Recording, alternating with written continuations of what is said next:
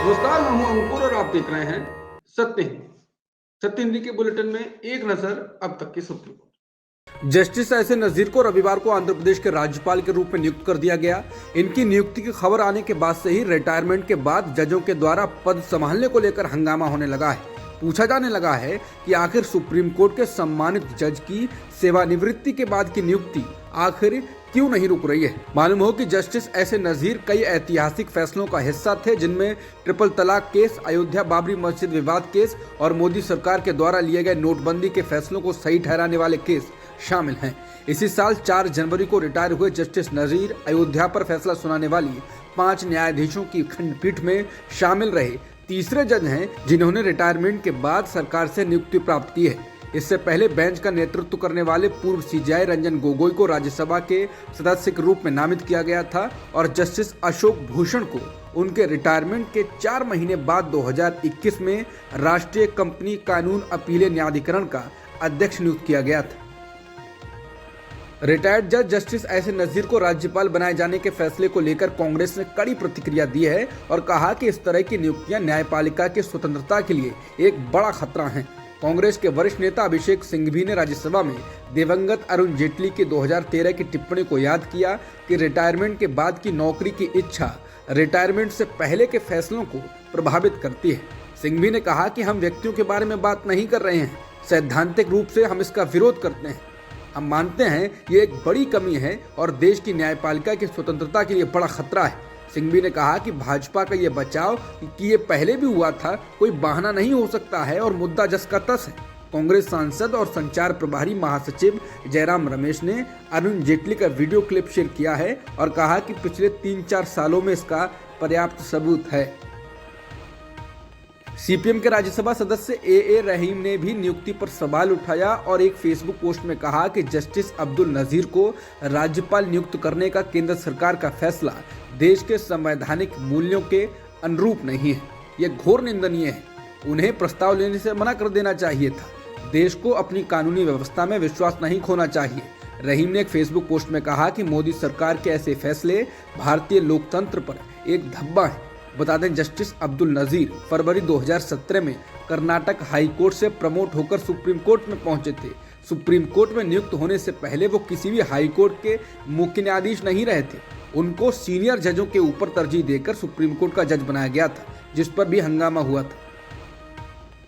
राजस्थान में नेता प्रतिपक्ष और भारतीय जनता पार्टी के वरिष्ठ नेता गुलाब चंद कटारिया को पार्टी ने असम का राज्यपाल बना दिया है। इसके साथ ही वो राजस्थान में बीजेपी की ओर से मुख्यमंत्री पद की दावेदारी से बाहर हो गए हैं। हालांकि उनको राज्यपाल बनाए जाने को लेकर कटारिया ने कहा कि 2 दिन पहले मुझे प्रधानमंत्री मोदी का फोन आया और उन्होंने मेरे स्वास्थ्य के बारे में पूछा, लेकिन इसके बारे में कुछ बात नहीं हुई। गुलाब चंद कटारिया ने कहा कि उन्हें भी नहीं पता था कि वो असम के अगले राज्यपाल बनने वाले हैं। कटारिया ने कहा कि मुझे आज सुबह मीडिया से राज्यपाल बनने की सूचना मिली है। बता दें, राजस्थान में बीजेपी में मुख्यमंत्री पद की दावेदारी में लंबी लिस्ट में कटारिया भी दमदार दावेदार थे, लेकिन उनको राज्यपाल बनाकर पार्टी में चल रही तकरार को कम करने की कोशिश की गई है। संसद में आज सोमवार को विपक्ष ने फिर हंगामा किया। राज्यसभा में वित्त मंत्री निर्मला सीतारमण ने जैसे ही बोलना शुरू किया, विपक्ष ने मांग की कि पहले मल्लिकार्जुन खड़गे को बोलने दिया जाए। सभापति जगदीप धनखड़ ने विपक्ष की बात नहीं सुनी। इस पर विपक्षी सांसदों ने हंगामा किया। इसके बाद सभापति ने सदन की कार्यवाही स्थगित कर दी। नेता विपक्ष मल्लिकार्जुन खड़गे ने आरोप लगाया कि सभापति सरकार के दबाव में काम कर रहे हैं। इसके जवाब में सभापति धनखड़ ने कहा कि आप हर बार यही बात कहते हैं। उन्होंने खड़गे के बयान को राज्यसभा की कार्यवाही से हटाने का निर्देश दिया। बता दें, संसद में आज अडानी मामले पर फिर हंगामा होने के आसार हैं।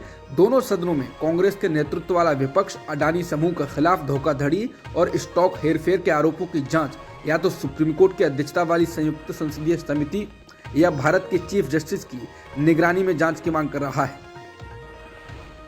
संसद में प्रधानमंत्री मोदी पर टिप्पणी के लिए बीजेपी सांसद निशिकांत दुबे ने राहुल पर विशेषाधिकार हनन का आरोप लगाते हुए शिकायत दर्ज कराई है।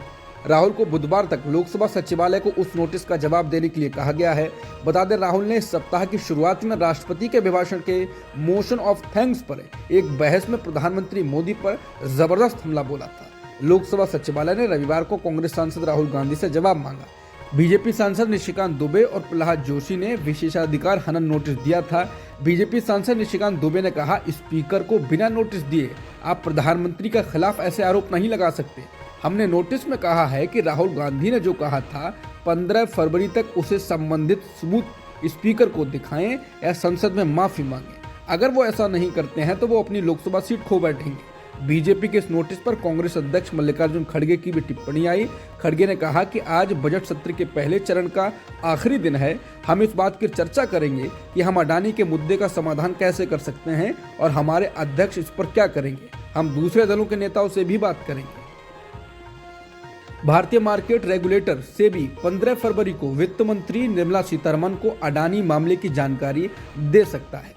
अडानी समूह $2.5 बिलियन का एफपीओ लाया था। उसके बाद हिंडनबर्ग रिसर्च रिपोर्ट आई और अडानी ग्रुप के शेयर धड़ाम हो गए। अडानी ने ओवर सब्सक्राइब हुए एफपीओ को इसके बावजूद वापस ले लिया। सेबी ने सूत्रों के हवाले से बताया था कि वो इस मामले की जांच कर रहा है। हालांकि तमाम राजनीतिक दल सेबी से स्पष्ट बयान की उम्मीद कर रहे थे। सेबी की ओर से अभी तक अडानी के खिलाफ तथाकथित जांच पर कोई बयान नहीं दिया गया है। इस मामले से जुड़े 2 सूत्रों ने समाचार एजेंसी रॉयटर्स को बताया कि सेबी बोर्ड 15 फरवरी को केंद्रीय वित्त मंत्री निर्मला सीतारमण से मुलाकात करेगा। सेबी बोर्ड सीतारमण को अडानी से जुड़े हाल के घटनाक्रमों के बारे में जानकारी देगा। पीएम मोदी ने बेंगलुरु में एरो इंडिया शो में इंडिया पवेलियन का उद्घाटन किया। 5 दिवसीय प्रदर्शनी में 700 से अधिक रक्षा कंपनियां और 98 देशों के प्रतिनिधि भाग ले रहे हैं। एरो इंडिया का ये संस्करण देश को सैन्य विमान, हेलीकॉप्टर, सैन्य उपकरण और नए युग के एवियोनिक्स के निर्माण के लिए एक उभरते हुए केंद्र के रूप में प्रदर्शित कर रहा है। इस शो में लड़ाकू विमान समेत कई हेलीकॉप्टर्स ने करतब दिखाए। इसे भारत का सबसे बड़ा एयर शो माना जा रहा है। पीएम मोदी ने इस मौके पर कहा कि बेंगलुरु का आसमान आज इस बात की गवाही दे रहा है कि नई ऊंचाई नए भारत की सच्चाई है। मेरी कामना है कि आत्मनिर्भर भारत ऐसे ही बढ़ता रहे। पीएम मोदी बोले, आज भारत नई ऊंचाइयों को छू रहा है। ये शो भारत के बढ़ते सामर्थ्य को दिखाता है। 100 से ज्यादा देश इसमें शामिल हो रहे हैं। इसने कई रिकॉर्ड तोड़ दिए हैं। भारत और ऑस्ट्रेलिया के बीच तीसरा टेस्ट मैच अब धर्मशाला में नहीं इंदौर में खेला जाएगा। बीसीसीआई ने मैच का मैदान बदलने के पीछे कारण बताते हुए कहा कि सर्दी के कारण आउटफील्ड में पर्याप्त घास की कमी है, जिसके चलते वेन्यू बदला गया है।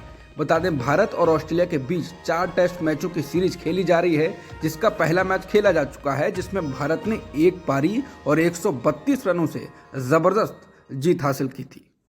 अब तक की खबरों में इतना ही। बाकी खबरों के लिए बने रह सकते हैं आप सत्य हिंदी के साथ।